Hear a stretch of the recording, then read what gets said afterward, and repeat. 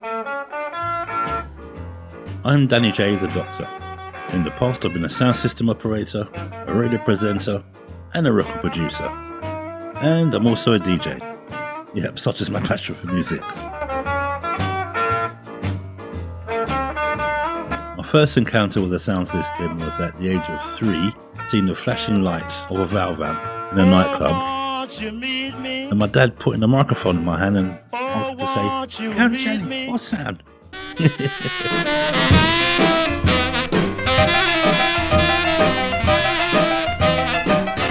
Bass culture of the 21st century.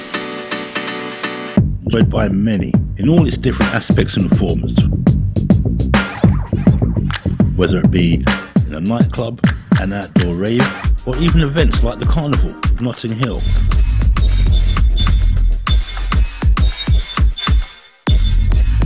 And it's also enjoyed around the world by millions as a form of entertainment. But, you know what? How did this whole thing start? I'll tell you what, why don't we go right back to the beginning? The SS Empire Windrush landing at Tilbury Docks in June 1948 was the first of many ships to bring about the start of the mass migration of people from the Caribbean to the UK, seeking a new life. A majority of these migrants were from Jamaica, and they brought with them something quite special. Even though they came across hardships and adversities while settling in the UK. Jamaican sound systems and its bass culture has been around in the UK for over 60 years. Due to this being part of my heritage, I'm intrigued to find out how did the sound system culture come to Britain, and who were the individuals who contributed to this effort, to this movement, and beyond. So, what is a sound system? Well, in today's terms, it's loosely a large mobile discotheque. That's what it is. Back then, they consisted of powerful valve amplifier, large loudspeakers, and a turntable. The story starts in Jamaica after World War II, where the local musicians at the dance halls were being replaced by the sound systems and their operators as a cheap source of entertainment. These sound systems were treated like royalty. They had bombastic and braggadocious names like Sir Nick the Champ, V-Rocket, Admiral Cosmic, King Edwards, and then later on came Duke Reid the Trojan and Sir Coxson's Downbeat. The music of the time period that was played in Jamaica was mainly American rhythm and blues from the New Orleans area that featured artists like Louis Jordan, Sonny Knight, Big Joe Turner, Dave Bartholomew, and others way too numerous to mention. Originally, these sound systems were wired up outside shops in downtown Kingston to attract trade for their businesses. Quite a few of the sets, as they were called back then, were owned by Jamaican merchants of Chinese descent. One of these shop owners was Tom Wong, who had just named his set Tom the Great Sebastian in 1949. That Tom himself, Tom was the #1 song in Jamaica. Okay? My brother sent me some money and I went to town. Because a lot of people don't know that I have a big relation between Tom. Because what happened, Tom's wife, Peggy, her name is Peggy Scott, her original name. She married to Tom, the Great Sebastian. Hundreds of people doesn't know nothing about it. That's a private part of my life. Okay? Anyway, I went to town to get these records which my brother asked me to get. I never forgot. In 1952, Tom took on a young DJ by the name of Vincent Forbes, aka Shiny Shoes Vinny. He was Tom's selector for 2 years until he stowed away to Ladbroke Grove in West London. But little did he know, he was about to become the first sound system man in the UK. Crowd was powerful, man. All man stand with the little tree then in King Street, climbed the little tree and calling Tom, boy, you're great, man, and clapping him. So my friend just called and said, you are great, man. I went to call to Great Sebastian, and that name falls on him from that night. Yeah. Play that tune again and play it again. Everybody was happy. So Tom said, yeah. And it's good. And from that, Tom kept me that until I come to England. So what happened? One Saturday morning, I come in on Portobello Road on Oxford Garden and see a box like this with a 10-inch speaker in it. I said to the man, how much you want for this box with this speaker? He said £15. I said, can you say, no, £15? And I give him £15 for the box. And I since carried them to my house, come out back and go to Portobello Road and Lancaster. There's a white man who make a little amplifier. I said, must make a little amplifier? I said, £10. £4. And I'm paying for the, I go carry, I collect it the following Saturday. And I start playing in my house. So what? Yes, sounds it. So two young fellas come and look for me. And the rest of the boys I'm on the building. I said, Vinny, I'm kicking a party, you know, and I was going to use a gram. I said, since you have the sound system, you know, I'm going to use it. And so much to charge me. I said, give me £5, man. And I play. And I'll tell you something, the dance was packed, man. Well packed. Man, the boy said, what is that? It's a sound system. But I said, but of course it's a sound system. So after that now, a competition started in '56. We met a guy named Boot. And I win the cup. I won the cup.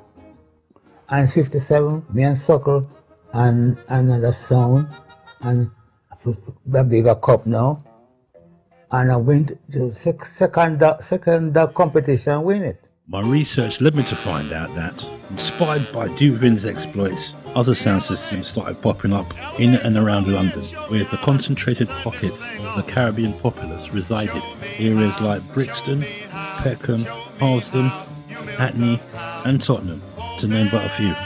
The early sound systems in London between 1956 and 1958 included Count Suckle from Ladbroke Grove, Sofonso and Jazz from Stamford Hill, G's from Finsbury Park, Sofrena B from Brixton, Count Sputnik from Harlesden, Admiral Ken from Hackney, and Metro Danby from Clapton.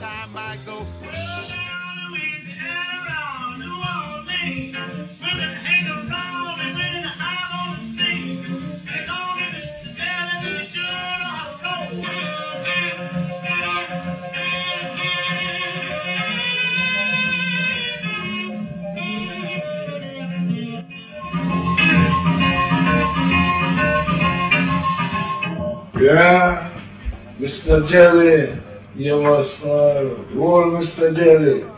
Yeah, this is two records that I always keep. So anyway, I went to my brother and I tell him, say, I want to get a bit, make up a song. And it's like when I tell him that, he frightened. He said, you can't manage sound system. It's too rough for you, you can't manage that. Because he was much older than me, you know what I mean? We were about 15 years apart, you know what I mean? So anyway, I insist, right? And the idea become stronger and stronger and stronger. So these boards that come on this lorry, I walk from May Street or Shore Road. I walk from May Street to Glenham Road through the narrow way, one-way system of Clapton there. I walk, put it on my bicycle and push the bicycle every evening, and I brought about 5 big slabs that could make a complete wall, right? And I said to my brother, I said, well then, because I'm working to turn a partner, the partner draw was £75. Remember, at half a crown, 2 and 6. It takes you about nearly 2 years before that partner finish. Right? So my brother start to feel, say, I really want this thing, you know what I mean? So he said to me, who gonna make the amplifiers and all that? So one day I went out to Dawson, and I went to the other man they called Tiny, and I asked him about 100-watt amplifier, and this is the living truth. He take his hand and put on his head like that. It's a white man, trapped in man. I say he was a whole-time police, because he was in the electronics thing. And he put his hand on his head, and he said to the guy over the other side, the older boy, and I said to him, this man wants a 100-watt amplifier. And they were making fun of me. And I get ignorant. You know, them days there, I mean, the white man laugh after me about 100-watt amplifier. Because at that time, Duke was stamping and jumped down Jamaica, you know, with big amplifiers. And he was the one, you know. I have several guys that go and call the name where people don't even know about these songs. But there was a song in Jamaica they called Sinclair. It was the heaviest sound I've heard in my lifetime. When I came up there, Ed was just starting to make up an amplifier, and I heard that he accomplished a big amplifier, and he was heavy. But you see, with me, I always think clarity, distortion, and things like that. Some of the records you couldn't even hear what them was playing. You know what I mean? And I didn't want that. You know, I want to have distinction. You know, hear what everybody's saying and things like that. So anyway, I went to see this man they call Jackson, and asked him how much to make 100-watt amplifier. And he was telling me that it's a pound of watt and things like that. And that would take 9 months or 6 months. I mean, that's laugh. But the experience that I had with the radios and things like that, because I start to pull up radio in Jamaica and start to put them together, you know what I mean? But I didn't have a wide span. So, the UK sound system scene and its seeds were beginning to take root. After speaking to Metro, I became extremely curious to find out what was my dad's involvement in all this. You know what? I might as well take a plane to West Palm Beach, Florida and find out from the old man. First Saturday I spent in England, I went to dance, and my friend Kitty took me to the dance. And when I went inside the dance, I met Barry, who I grew up with like a younger brother. Barry and I started conversation in the dance, and I just telling him that these guys not playing anything. It was G's and Admiral Ken playing. And they weren't playing no music. What they call music, we stopped playing it in Jamaica at the time. Another guy who know the music thing for the tip of it, I know it, any question you ask me, I could answer you. I realized that the best thing to do is find against a sound system and just teach them how to go about building a song. And there was Admiral Ken the same night who said to me, I heard about you, I just come from Jamaica. You want to play my song? I say, I took the offer, because what he offered me at those time was, so I give you 25 shillings, you know, come play the song. And you know, come from Jamaica, any little hustle you get, you have to go into it if you want to get forward. And that was it. It didn't take me more than a week to write there, and I was right in the front line. Because as a North London sound system, they weren't saying anything. It was all about suckle, juke, pin, all and sound from Brixton. And now I supposed to start a strong line of music from North London. So that's how I decided to take up the music thing. Okay. And my aunt gave me £5, and I sent for some records the same week. And I remember I get 15 records for £5. And the 15 records I tune them pocket full of gold. Nobody could play it beside me in England. I played it and break the same night. And nobody else could play it all the time in England, up to when I leave England. Okay. 1983. Nobody could play pocket full of gold. So I came to the United States and I find pocket full of gold. And it was like a prize. But anyway, the music business in North London started getting hot, where sounds start getting competitive with each other. Admiral Ken sound becomes a sound now that people start to come to, because he has this new DJ from Jamaica who come with a different type of thing. Because it's all about soca and the West sound them. But we start a thing in North London that some man start come from West, come on North London, come listen to me. And that's how it all started. Back in Jamaica, the music scene was about to change in a major way. By 1958, two of the island's most competitive sound systems were Duke Reid the Trojan and Sir Coxson's Downbeat. Both Reid, Coxson and other sound system men were regularly going to the United States trying to find those exclusive tracks to play against one another. But as rock and roll and the sound of Nat King Cole and Sam Cooke were taking prominence, it was at this time that a young Edward Seaga, who decades later went on to become a Jamaican Prime Minister, set up his own record label in order to recreate the New Orleans sound. Between 1959 and 1962, Coxson, Duke Reid, Prince Buster, Leslie Kong and Chris Blackwell had also followed suit and formed their own record label. Some of the homegrown talents, Laura Aiken, Theo Bedford, Derry Morgan, Alton Eddy, the Folks Brothers and the Scatterlights. With this culmination, the Jamaican music industry had finally arrived. Even then you wouldn't even know, because when you was a little boy, little baby boy, before you even born, your father and me, we go far, far away in the music business. I mean, when I'm saying far away, we are talking about, we are the veterans in this music business in England. From that time until January 1960, I played Admiral Ken song for about 7 months. And then I switched from him and started playing to G's song.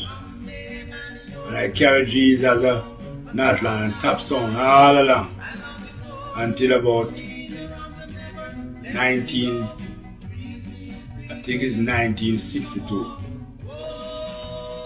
62. I start, Shelly come to me because I followed with all the sound system man because they couldn't pay me what I asked him for. So I started sell records. And I started selling records to everybody. And it so happened that in 1962, Shelly sent two of his friends, which was Bobby and Donald, that I was living at 15 Pearl Road at my aunt's house. And they came there and said to me, why they would like me to come play. Them friend have a little sound, they want a little sound, they don't start off with nothing, but they want you to be, promote the sound for you. So when they bring Shelly come to me now, that's how comes I start sell Shelly, say I have to build an amplifier. And I start telling him the thing he have to do if he want me to play the song. And which he did. And the first night I went and played Shelly's sound, I am playing against Milo, who was a top sound in North London. Now Shelly was like a young sound just come. Nobody knew him. As a guy who knew what was going on, I just tell him what to get and give me everything that I asked him for. That's how the sound, Shelly sound started. And then I just stand by it all the way and playing it until I used to play G sound and Shelly sound at the same time. Because I used to play G sound at Sunset Club at night time at Ivory Corner. And then play Shelly sound like at 2-3 o'clock I come in and start like a guest DJ play sound. Yeah, as I say, I used to play G sound at Sunset Club. And then I used to play Shelly sound at houses like Fowling Road, Clapton Common, Stockton Common, Stamfordale was the main place. I think it's 16 Stamfordale, I don't remember whether Stamfordale had 2 dance hall there. But I used to play the regular. And then now, a lot of house dances, all about in Stockton. That's where we used to play. Until we build up a big atmosphere that everybody come from west. It gets so big that if anybody want to raise the money, so if you find at the close and capture somewhere and call it to play and the band run. It ram up that them we get the money. And any big dance keep, if we not playing, it don't run. We used to ram all anywhere, any whole thing, anything at all. You know, and if you want it bigger, you draw in sound to come play with Shelley, man like Lady Coxon, which made him develop a good relationship as friend. And Metro was a great friend of mine. A great friend because he used to come to my house and we always start music. The Eunice again was a man I know from Jamaica, so I had that father-son relationship with him, very respectful to him. He wasn't a sound that I tried to put down. If I play in his lot of respect, because he had a very good sound. And sometimes in playing, when he used to play the Sunset Club too, I remember when we come there, we had a nice relationship, I should say. But other than that, North London was really Shelley in charge. So I just start with a little small shop set and start playing some music and start making little dance and all the things and build up the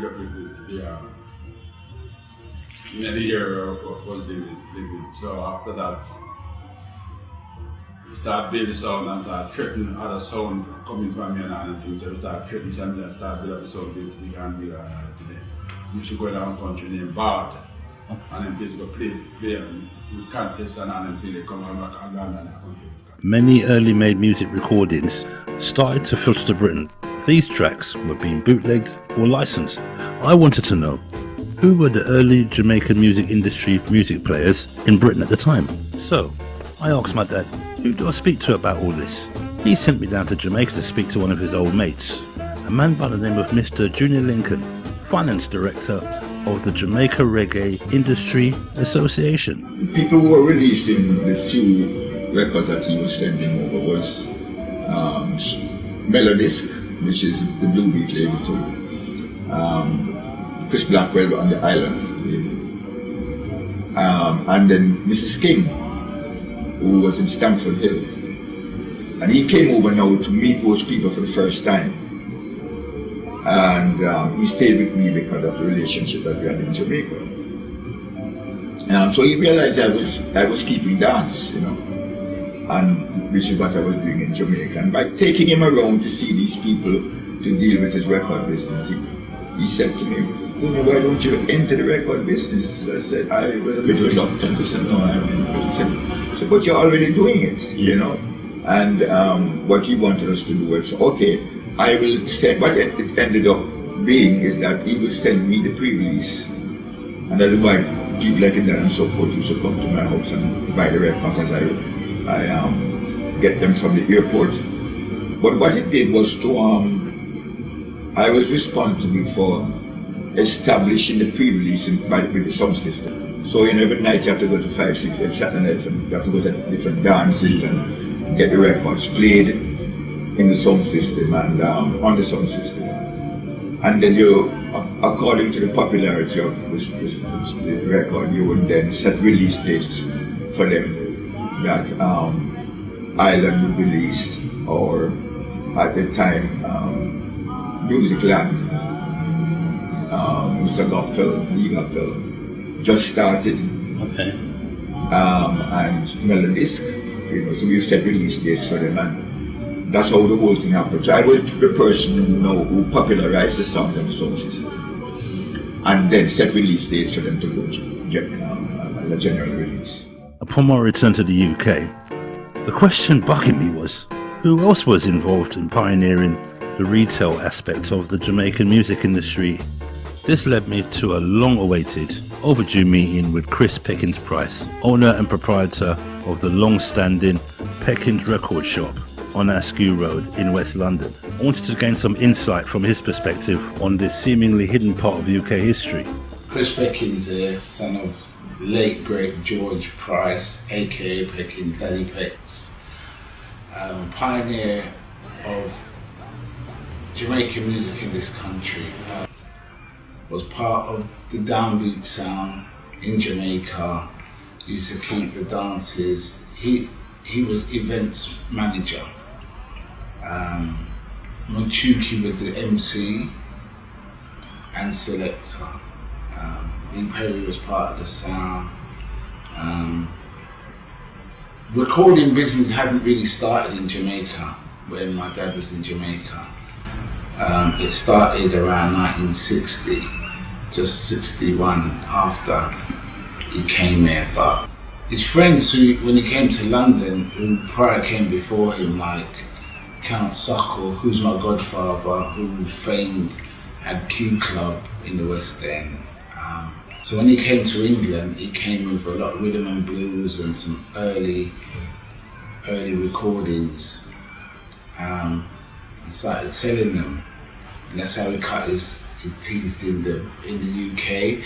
There was a market that was untapped, and we wanted to cater for people from Jamaica who had sounds and wanted to get records. And the other thing was that all these people, when they knew Peckins was coming to London, like your Duke Creed, Mr. Dodd, they said, that's it, that's our link. So most music that came in England at that time, long before Chris Blackwell was doing anything, long before any of them, it was Peckins. So Manchester, Birmingham, London, people would come and check him, or he'd go and check them, because you got to remember the Jamaican community wasn't as big as it is now. So there was a supply and demand, and we wanted to keep our own rays to remind us of back home.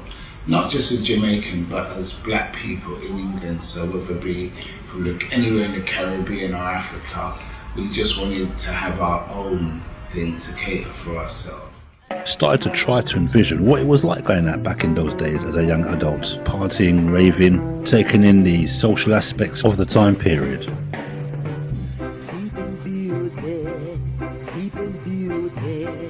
Also, what kind of people went out to these raves? In England in 1960 from Jamaica, and I lived in Tottenham for quite a few years, and most of my years. And go to Tottenham Technical College for a little while, and I ended up meet a young man who was just like myself, trying to find our way around. But he loved music, and all the music that he could send his money to Jamaica to get, he sent money to get them here, that we could hear them and play them. And eventually he get himself built a nice sound system. Wasn't saying much, but it was our fun still. And over the years, he started to challenge the other people who come up with their sound system, and became very good. It had Tottenham Terror, you have what's his name, Clarky, Eunice, and all of those guys. And he was at the back, creeping up, but he still challenged them and win trophies and all kind of stuff. But we like our music, so we started to branch out and give him a walk and start look for the other ones them where everybody were talking about. So we get dressed up and go and listen to the music. Worse if they say they have two sound. We can't stay home. We need to know which one of them gonna beat the next one and who have what to play. So it was good times. The first big sound that I went to was Count Shelley, because he's in North London where I live. And I went to his dance, I can't remember exactly where, but it was about 4 or 6 young girls of us that used to dress up and try and find the place. Wherever the dance is, we would go. But Count Shelley dance was really nice. you have to go there about 1 o'clock. If you go early in the evening, you stand up like a stooge because there's nobody there. So you have to wait till after midnight. And that's where we used to find other sounds to go and listen to and compare when we come back to say, this is a good dance. And Come Shelley sound was one of the best ones about the place. We like the Unis too, but only when we're doing clashes and coxswain. If those are in any clashes, we are welcome to go. We go to that one, you know. Money in the pocket, and sometimes we don't have the bus fare to come back, because when we finish it up so, we have to go look a lift to come back. And the sound man, them normally make sure that we come back over, because we following them. So we never out of anywhere, any harms, we are any trouble, so it was good. All sorts of people go to this session. Black ones, white ones, and all of us were youngsters. Some of them come and mix with us as girls, invite us to be a club thing too, but them not saying anything. It's not as hot as our party when we have it. So they were always around us. Some come from Frunze Park, some come from Tottenham here, and you have those from Stokey. You used to have some white guys, you see them in ponytail, and you think they might try dress, because we dress trash, so them come out and them look good too. But we say, oh, we don't know if you can go out with them, because, you know, your other friends might not like it. But they were all in the clique with us, getting drunk and misbehaving same way, you know, like everybody else. The Four Aces used to run with a lot of white people, lots and lots of white people, because we come from Ivory Corner with that song. Well, with the business person who took over the Four Aces, Newton and Kansi. And they had a following of white people who used to come to their club. Because I used to be the gate girl at that time. And I come to Four Aces with them and do the roulette, because I was a copier. And when you do the roulette, you see all the sound man them come in, the other people for the dance. And it was a mixture of people, not just Jamaicans and other Caribbean islands. Everybody who was in the community who loved music would know where to go. And they know that there's no problem. They don't have no problem with it. Just come in, enjoy. And they did. Me, Ron Lawrence, from Tottenham, London, England. Came to England 1962. Roundabout with just before the independence. I came with a record, I always remember. Miss Jamaica. That was it entitled. Roses are red, violets are blue. You're my Miss Jamaica. Always remember. I came to England with that one record. I was living just below Stamford Hill. One day I was walking towards Stamford Hill and I heard reggae music playing. And when I looked, there was a record shop. Rita and Benny. And that is where I started really collecting reggae music. In 1964, the great Toots, always remember my godfather, my teacher. He came to visit a young lady at my mom's house. And whenever he came, he always had a record in his hand, for some reason. And I, as a young boy, I think it was about 16, 17, got to know him. And I found out from the young lady that he used to play a song called Come Shelley. One afternoon he came to visit the young lady. He said came to tell her he was playing in Northumberland Park. It was only a few blocks away from where my mom lived. I waited till it got dark, went out without my mom's knowledge, and went to the dance. As I walked in, this is the first time in my life I'm going to see an amplifier. As I walked in, I saw this great big thing. Well, I didn't know it was an amp. I was told after it was an amp, with all this pretty lights on it flashing and the great toots around the turntable.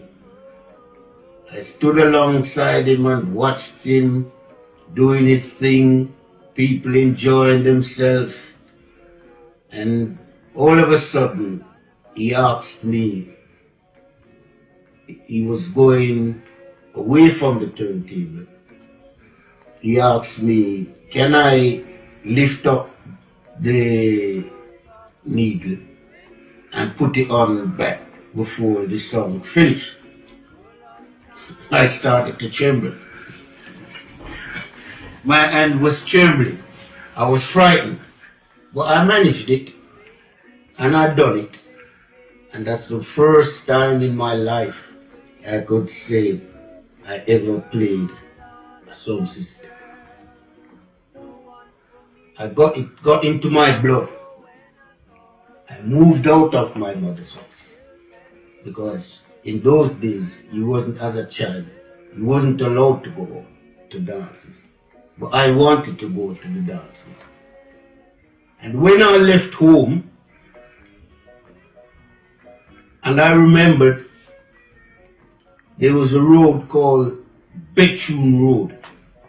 I went to one of Count Shelley's dances.